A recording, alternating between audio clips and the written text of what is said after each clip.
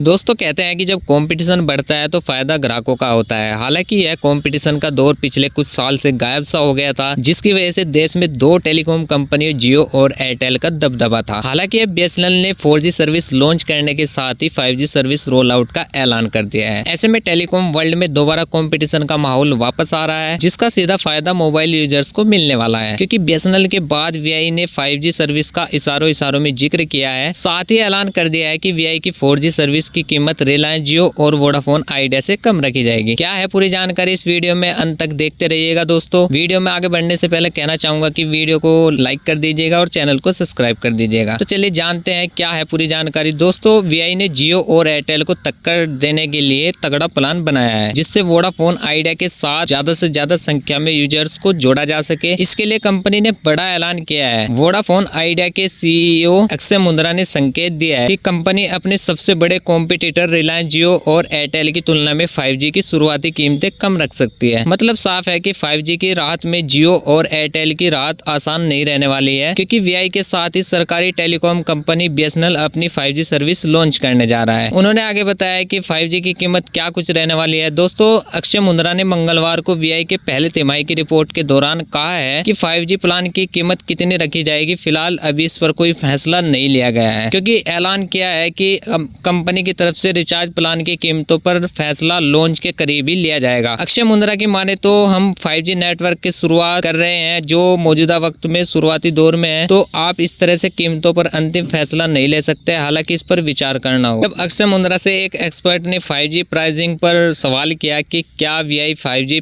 से पैसे कमा पाएगी और क्या वह जियो और एयरटेल की तरह ही शुरुआती 5G की कीमतें बढ़ाएगी, क्योंकि दोनों कंपनियों ने औसत राजस्व प्रति यूजर ARPU बढ़ाने के लिए शुरुआती 5G कीमतें बढ़ा दी है। इस पर अक्षय मुंद्रा ने बताया है कि कंपनी जियो और एयरटेल से कम कीमत पर 5G सेवा शुरू कर सकती है। ऐसा इसलिए है क्योंकि वीआई इस सेक्टर में नई होगी और 5G पर शुरू हुआ है काम। वीआई ने 5G सेक्टर के लिए उपकरण खरीदने की प्रक्रिया शुरू कर दी है और अक्टूबर से उपकरणों की डिलीवरी शुरू करने की योजना है। हालांकि जहां कंपनी ने चीनी कंपनियों के उपकरण लगाए हैं, वहां उसे नए उपकरण लगाने की जरूरत पड़ सकती है, क्योंकि भारत में चीनी उपकरणों पर बैन लगा दिया गया है। बता दें कि वीआई ने हाल ही में अपने टैरिफ बढ़ाए हैं, जिससे कंपनी को थोड़ी राहत मिल सकती है, लेकिन कंपनी का कहना है कि अभी भी टैरिफ में और बढ़ोतरी की जरूरत है। वीआई के ग्राहकों की संख्या घट रही है, लेकिन कंपनी का मानना है कि जो ग्राहक अच्छे नेटवर्क की तलाश में है, वह वापस वीआई के साथ जुड़ सकते हैं। तो जान लेते हैं दोस्तों वीआई का प्लान क्या है।